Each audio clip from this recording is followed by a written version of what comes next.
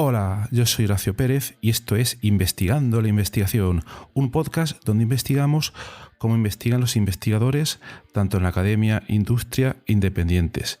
Todo ello mediante entrevistas y debates abiertos, técnicas y estrategias para mejorar todas las partes del proceso investigador y, no menos importante, opiniones abiertas que espero llamen tu curiosidad y te hagan también reflexionar.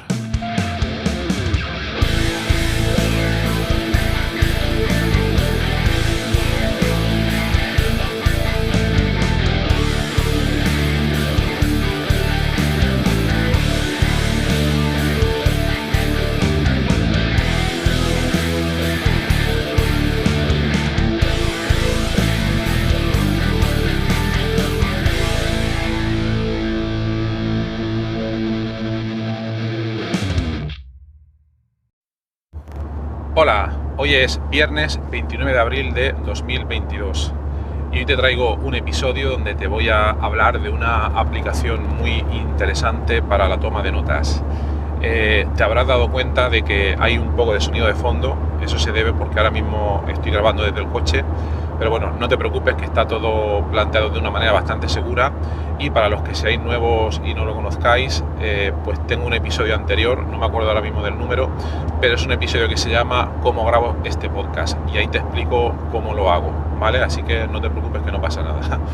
Bueno, entonces, en el episodio de hoy os voy a hablar, anteriormente estamos teniendo una serie de episodios sobre la metodología Zettelkasten, la implementación mediante Obsidian. No quiero convertir el podcast en nada que sea temático, en nada que sea exclusivo de una cosa, en no estar hablando siempre de los mismos temas, pero he observado al hacer estos webinars que hay gente que, bueno, capta la idea de la metodología Zettelkasten, pero que ya no le interesa tanto o ya ve un poco difícil o observa una barrera de entrada al utilizar aplicaciones como Obsidian, que son muy interesantes. ¿Pero por qué?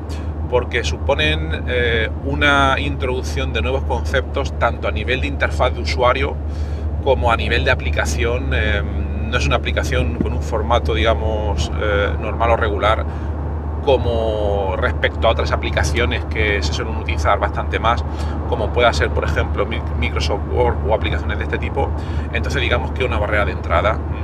Y entonces, dándole vueltas a este problema, me acordé de otra aplicación que yo utilizo desde hace bastante tiempo y que la he utilizado hasta ahora para libros. Y entonces os la comento, la traigo hoy a colación porque de algún modo también puede permitir una implementación de la metodología Zettelkasten, una implementación mucho más básica, pero quizás lo que sí que me queda claro es que es mucho más fácil cuando uno intenta implementar esta metodología que si se va a aplicaciones como Obsidian, Program Research, Craft o cualquier otra. Entonces hoy os voy a hablar sobre esta aplicación que se llama MarginNote 3. Os dejaré el enlace en las notas del programa y si queréis más información, como siempre, pues me preguntáis. Bien, ¿en qué consiste básicamente esta aplicación? Bueno, está disponible hasta donde yo sé, hasta donde yo lo utilizo para iPad y para Mac. No sé si versión de Windows, no tengo ni idea, pero bueno, a lo mejor sí que la hay.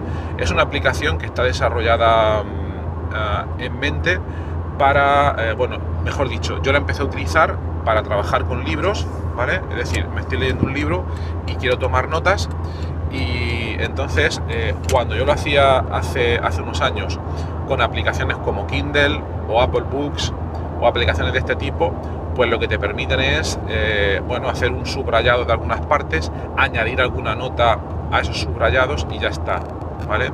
Pero esto es muy rudimentario y tiene una serie de limitaciones, y aquí surge MarginNote. MarginNote lo que te permite es lo mismo, está pensada más para libros relativamente extensos, y lo que te permite es tomar esas notas, pero como suelen decir los americanos, con esteroides. ¿Qué quiere decir esto? Que cada vez que tomas una nota, bueno, la pantalla la puedes dividir. Hay un modo de lectura que se llama lectura normal, que se asemejaría completamente a lo que ya conocemos en Kindle, Apple Books, etcétera, pero luego hay un modo que se llama modo mapa mental, que bueno, yo creo que no es exactamente un mapa mental, pero bueno, y aquí es donde reside la potencia del programa. ¿En qué consiste? Consiste en que cada vez que tomamos, que digamos, subrayamos una parte, imaginaos, subrayáis una frase que os ha interesado del libro, entonces la pantalla se divide en dos. A la derecha tenemos el texto del libro que estamos leyendo y a la izquierda nos aparece un pequeño cuadro, una pequeña nota. Esa nota va a tener un título que, en cuanto haces el subrayado, ese título no está definido, va a tener el subrayado que tú has hecho y luego va a tener un cuerpo de nota. Bien, ¿qué quiere decir todo esto? Quiere decir lo siguiente: en lo que es el título de la nota, tú le puedes poner lo que tú quieras, le puedes poner, por ejemplo, un resumen en tus propias palabras, siguiendo con los capítulos anteriores que hemos dedicado a la metodología Zettelkasten, le puedes poner un título o un resumen, y luego además, dentro del cuerpo de esa nota, debajo de lo que es el subrayado, puedes añadir extensamente todo lo que tú quieras. Puedes añadir un párrafo, puedes añadir varias páginas sobre el contenido que te sugiere esa nota. Esto ya conectaría bastante con la metodología Zettelkasten. Pero es que además lo que te permite también, que no lo hacen otras aplicaciones, es que, por ejemplo, si estás con el iPad y tienes el lápiz, entonces también puedes añadir dibujos, puedes añadir esquemas, etcétera, etcétera, y también puedes añadir notas de voz. Entonces, a nivel multimedia, es una aplicación que está bastante avanzada en comparación con muchas otras, pero bueno, el potencial no termina aquí. La verdadera potencia de esta aplicación es la siguiente, en que este proceso que hemos comentado sería para una nota respecto a un subrayado, pero es que la verdadera potencia es que cuando llevamos varias, las podemos agrupar entre sí, al estilo, para que os hagáis una idea, no es exactamente esto, pero sería al estilo de cómo está conformado un mapa mental. Un mapa mental es una estructura visual de información en la cual tenemos un nodo central, una idea central quizás, de la cual va surgiendo una estructura jerárquica de nodos de información, como de árboles, en los cuales podemos utilizar diversos tipos de formato, diversos tipos de color, escritura, etcétera, etcétera. Aquí no es exactamente eso, porque no reside, la estructura que podemos crear no reside necesariamente en un nodo central, y esa es la importancia. Pero para que os hagáis una idea, lo que haríamos es lo siguiente: imaginaos que habéis tomado 100 notas, ¿vale? Pero luego lo más probable es que esas notas, igual que hablábamos en la metodología Zettelkasten, esas notas estén conectadas entre sí de muchas maneras diferentes. Entonces, simplemente arrastrando con el ratón podéis seleccionar varias notas y crear una especie de flechas entre ellas, de tal manera que visualmente podéis ver de manera muy fácil cómo se encuentran enlazadas. Y entonces podéis crear, es como si pudierais crear diversos mapas mentales en una misma hoja, en un mismo canvas, y luego esos diversos mapas mentales a su vez los podéis conectar entre sí. ¿Para qué sirve esto? Pues sirve para nosotros, una vez leemos un libro es un texto con una organización lineal, podamos extraer esos elementos de información, esas notas, y luego los podamos reagrupar o reenlazar según el significado que tengan para nosotros en diferentes tipos de estructuras, diferentes tipos de mapas, diferentes tipos de mapas de conceptos. Podemos aplicar muchos tipos de organización. Entonces, eso es un punto. Luego, el siguiente, y que es también bastante interesante, es que imaginaos que estáis empezando a estudiar un tema, por ejemplo, qué sé yo, inteligencia artificial, habéis leído un libro, habéis tomado notas de esta manera y luego empecéis a estudiar o a leer otro libro que sea de la misma temática. Obviamente van a haber notas que toméis que van a estar muy relacionadas. Entonces, lo interesante de esta aplicación es que permite, fusionar libros entre sí, fusionar las notas que tengan diferentes libros entre sí. Y entonces podéis crear una especie de metamapas mentales que permitan asociar notas de diferentes libros. Con lo cual, la información queda anclada, queda unida de una manera bastante robusta. Luego también tiene muchísimas otras funcionalidades. Y una muy interesante que estoy explorando a día de hoy, pero que no tengo clara todavía, es la posibilidad de unir Margin Notes con Obsidian. Pero no la tengo clara todavía. He encontrado un enlace en el foro de la herramienta de Margin Notes. Pero bueno, mucha de la información es muy interesante, pero los mayores contribuidores contribuyentes o contribuidores a esta aplicación son chinos y japoneses. Entonces gran parte del foro está en chino o japonés, lo cual se supone que no es ningún problema. Se utiliza esa herramienta de traducción como Google o Deep Translator o cosas de este tipo. Pero bueno, lo que sí que es interesante, por cierto, si os vais al foro, es que veréis cómo usuarios chinos o japoneses hacen con la herramienta auténticas virguerías. O sea, es digno de estudio, y es tan digno de estudio que probablemente le dediquemos otro capítulo. Bueno, pues nada, espero que os resulte interesante. Os recomiendo probar la aplicación. Olvidé decir que es una aplicación de pago. Para uso académico tiene un precio bastante reducido, pero pienso que sinceramente puede merecer bastante la pena, ¿vale? Bueno, pues nada, que tengáis un maravilloso viernes y un excelente fin de semana. Hasta luego.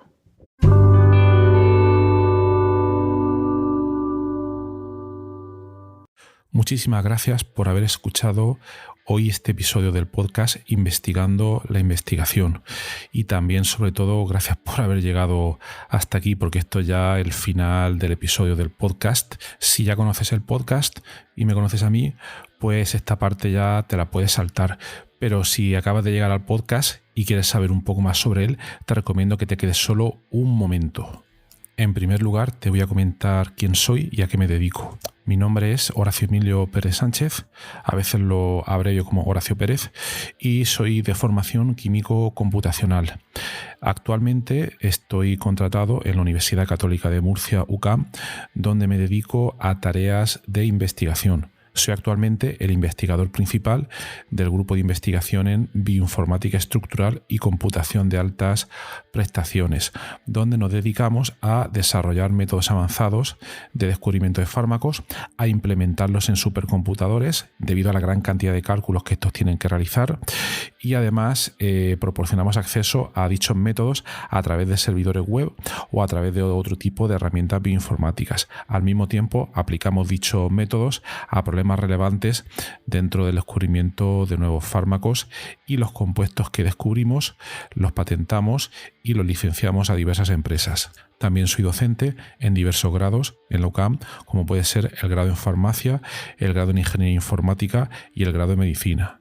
También trabajo por cuenta propia como autónomo, y ahí tengo 3 líneas principales de actuación. Una de ellas consiste en la asistencia o mentoría en temas de investigación académica e industrial, donde te ayudo a responder a las siguientes preguntas. 1.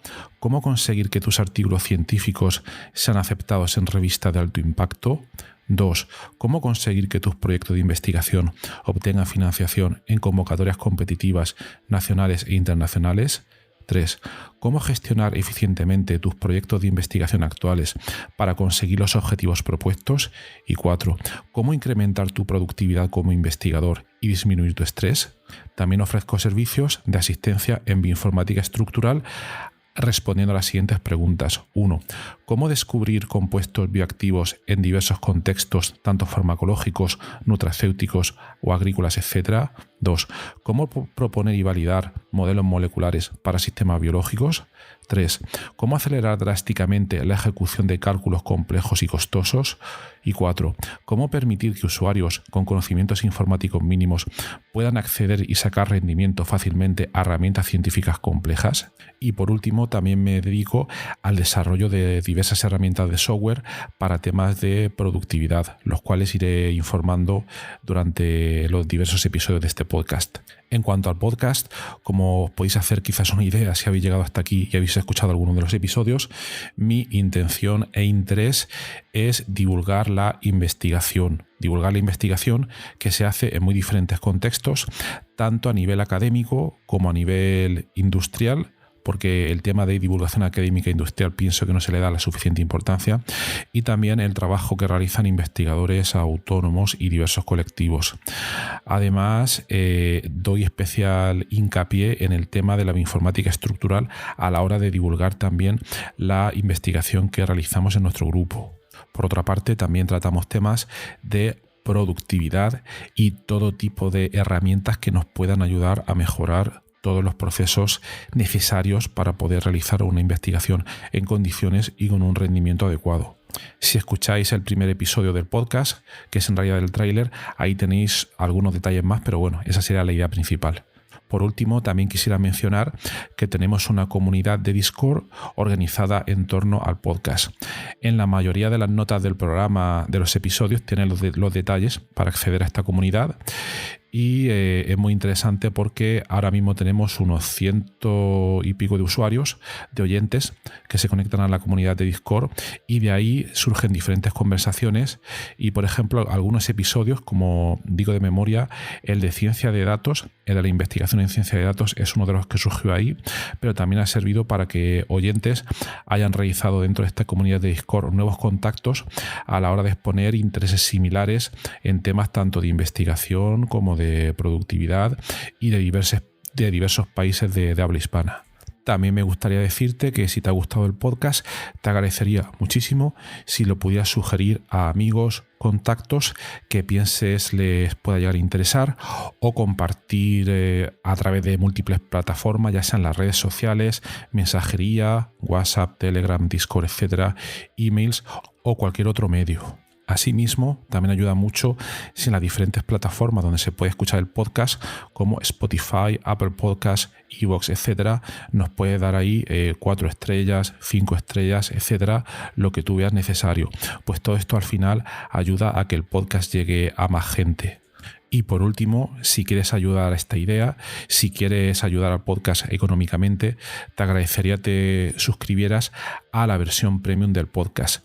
Tienes los detalles en los enlaces de las notas del programa, o puedes ir directamente a Anchor FM/Horacio-PS y ahí tienes todos los detalles. Y bueno, aquí se termina esta outro del podcast, un poco larga, pero me parecía necesaria para todos aquellos que lleguéis por primera vez.